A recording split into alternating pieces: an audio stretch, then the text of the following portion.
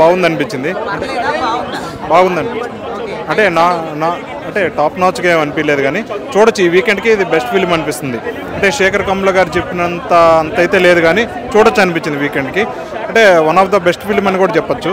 ఒకటి ఏంటంటే ఒక బిలియనీర్కి ఒక బిచ్చగాడికి మధ్య జరిగే సంఘర్షణని అద్భుతంగా చూపించాడు. అంటే యాక్టింగ్ నాగార్జున యాక్టింగ్ కానీ ధనుష్ యాక్టింగ్ కానీ చాలా బాగుంది. అంటే నాగార్జున గారి యాక్టింగ్ ఏంటంటే ఒక సొసైటీకి ఒక మంచి చేయాలా చెడు చేయాలా అనే కన్ఫ్యూజన్తో కూడుకున్న పాత్ర అద్భుతంగా ఫేస్ కట్లో క్లియర్ కట్గా కనిపించింది ఆ యాక్టింగ్ అనేది.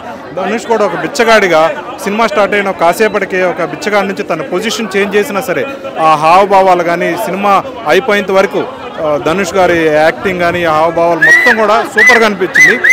వాటికి నాగార్జున కూడా సెకండ్ వర్షన్ నాగార్జున 2.0 మళ్ళీ ఈ సినిమా నుంచి స్టార్ట్ అవుతుంది అనిపిస్తుంది. నెక్స్ట్ వచ్చే కూలీ కానీ ఇవన్నీ చూసుకుంటే సరే నాగార్జున సెకండ్ వర్షన్ స్టార్ట్ అయింది అనిపించింది.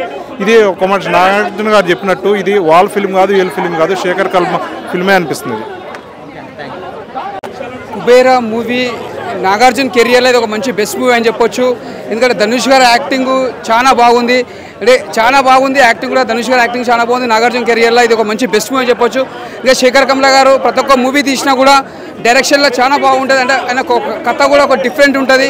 ఏ కథ అలాగ ఉంటుంది. ప్రతి సినిమా బ్లాక్ బస్టర్ మూవీ.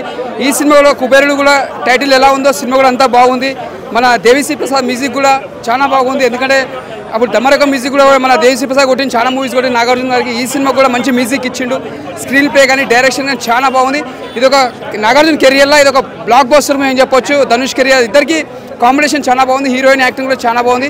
ఇది ఒక చాలా బెస్ట్ మూవీ అని చెప్పొచ్చు. సినిమా కూడా ఎక్కడ బోరింగ్ లేదు. ఫస్ట్ హాఫ్ అయితే మొత్తం సింపుల్ కూడా లాస్ట్ ఇంటర్వెల్ నుంచి మొత్తం సినిమా మొత్తం కూర్చోబెట్టేసిన థియేటర్లో అంతా బాగుంది. ఇది ఒక సినిమా బ్లాక్ బస్టర్ మూవీ అని చెప్పొచ్చు. ఎందుకంటే శేఖర్ కమ్ల అంటే ఒక మెసేజ్ ఉంటుంది. ఇప్పుడు ఒక మన తేజ గారిది ఎలా ఉంటుంది ఒక మెసేజ్ సినిమా, శేఖర్ కమ్ల గారు కూడా ఒక మెసేజ్ సినిమా.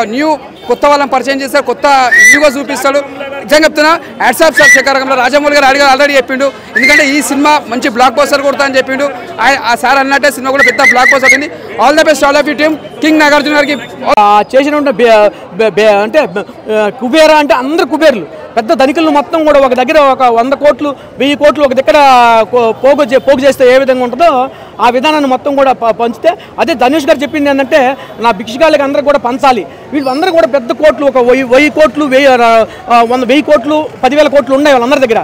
వాళ్ళందరికీ పంచితే నిరుపేద ఎందుకు ఉంటుంది? నిరుపేద మొత్తం ఉండదు. రాష్ట్రంలో మొత్తం కూడా పేదలంటూ ఎవరు ఉండరు. అందరూ కార్లు వేసుకుని తిరుగుతారు, అందరూ బైక్ వేసుకుని తిరుగుతారు. రేపొద్దున రాబోయే రోజుల్లో ధనిక పేదలు మొత్తం ఒకటే రిస్ట్కి అంటే సమానం అవుతారని శేఖర్ కమ్ల గారి ఉద్దేశం.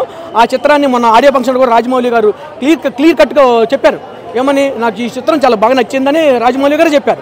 సో వండర్ఫుల్ ఫిల్మ్, ప్రతి ఒక్కరు యాక్సెప్ట్ చేయండి. ఇటువంటి ఫిల్మ్స్ రావాలి, ఇటువంటి ఫిల్మ్స్ తీయాలి. బ్యాక్గ్రౌండ్ డిఎస్పీ గారు మ్యూజిక్ కూడా ప్రేక్షకుడిని ఎక్కడ ఉమ్ము చేయలేదు. సీట్లో కూర్చున్నప్పుడు డిఎస్పీ గారు క్షణక్షణం బ్యాక్గ్రౌండ్ హైప్ చేసినటువంటి అంశాలు చాలానే ఉన్నాయి. సో ఓవరాల్గా మూవీ మొత్తం తెలుగు ఇండస్ట్రీ కాకుండా తమిళ ఇండస్ట్రీ కూడా జడ్జాలు పడగది. చాలా బాగున్నాయి, పాటలు బాగున్నాయి, అన్ని బాగున్నాయి. అంటే ఎక్కువ ఆశపడకూడదు. మనం ఎంతలో ఉండాలి అంతలోనే ఉండాలి కదా. మనం ఆశపడకూడదు ఎక్కువ. మనకి ఎంత వచ్చిందో అంతే ఉండాలి. అంతే మనకి. చాలా బాగా చేశారు, చాలా బాగా చేశారు.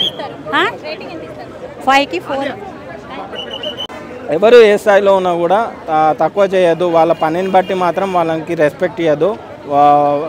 ప్రతి ఒక్క మనిషికి విలువలు అనేది ఖచ్చితంగా ఉంటాయి కాబట్టి సో సినిమా అనేది ఆ రేంజ్లో ఉన్నది. బట్ కాకపోతే రన్ టైం అనేది మెయిన్ మైనస్ సినిమాకి. ధనుష్ గారు నాగార్జున గారు ఏమైనా డామినేట్ చేశారంటారా?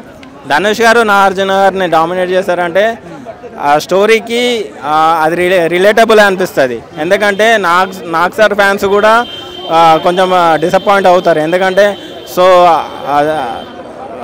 మన ప్రీవియస్ వీళ్ళతో కంపారిజన్ చేసుకుంటే నాగ్ సార్ చాలా సీనియర్. కానీ ఇక్కడ కంటెంట్ ఏంటంటే నాగ్ సార్ ఆల్రెడీ చెప్పారు, మీకు మూవీ చూస్తున్న అంతసేపు నేను కానీ శేఖర్ కానీ ధనుష్ కానీ రష్మిక కానీ ఎవరు కనబడరు, స్టోరీ మాత్రమే కనిపిస్తుంది అనేది. అది సెకండ్ హాఫ్లో మనకు ఖచ్చితంగా ప్రూవ్ అయింది. బట్ ఇక్కడ ఏంటంటే ఎవరు డామినేటింగ్ చేయరు, పర్ఫార్మెన్స్ ఓరియంటెడ్గానే సినిమా ఉంటుంది. సినిమా అంటే రష్మిక యాక్టింగ్ బాగా నచ్చింది బ్రో.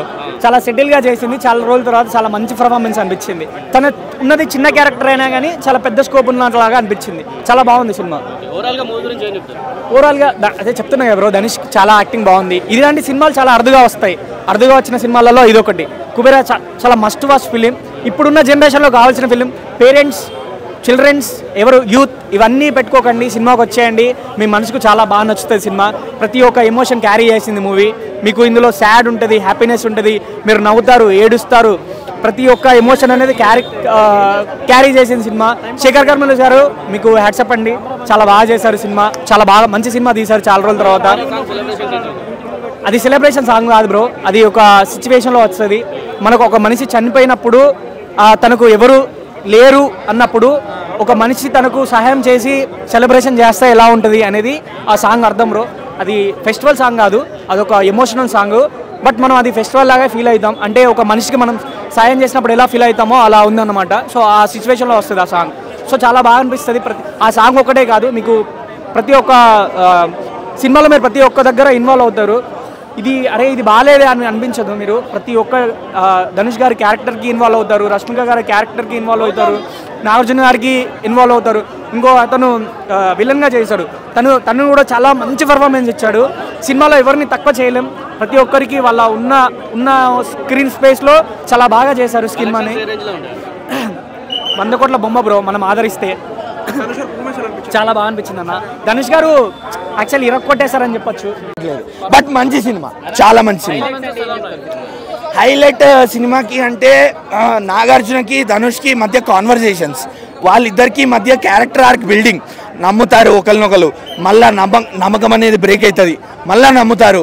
ఆ క్యారెక్టర్ డెవలప్మెంట్ అనేది చాలా బాగుండింది. అండ్ ఎవ్రీ సిచ్యువేషన్కి మూవీలో ఒక వారంని రిలేట్ చేసి ఒక దేవుడిని చూపిస్తూ డిఎస్పి గారు అక్కడ బ్యాక్గ్రౌండ్ మ్యూజిక్ కొడతారు. Hats off goose bumps moments వస్తాయి అక్కడ. అంటే ఏదో భారీ ఎలివేషన్లు ఉండవు మనకు అఖండాలో కొట్టినట్టు, లేకపోతే ఇంకేదో డిఎస్పి మూవీలో డప్పరు పిప్పిరి కొట్టినట్టు అట్లా ఉండవు. ఒక సూదింగ్ బీజిఎం, మనం కనెక్ట్ అయిపోతాం ఆ బీజిఎంకి, ఆ సీన్కి, అక్కడ ఆ ప్రపంచంలోనే మనం ఉన్నట్టు. సో అంత బాగుండింది డిఎస్పి గారి మ్యూజిక్.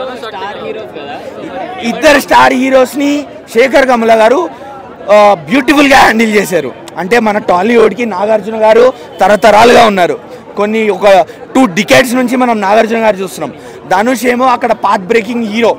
అలాంటిది ఆయనతో ఒక బిచ్చగాడు రోల్ వేయించడం, నాగార్జున గారితో ఒక సపోర్టింగ్ రోల్ అనేది చేయించడం అనేది హ్యాట్స్ ఆఫ్. అండ్ నాగార్జున గారు మీరు టాలీవుడ్కి కింగ్ ఎందుకు అనేది మళ్ళీ ప్రూవ్ చేశారు. మీరు ఇలాంటి క్యారెక్టర్స్ చేయండి, జనాలు ఖచ్చితంగా ఎంకరేజ్ చేస్తారు.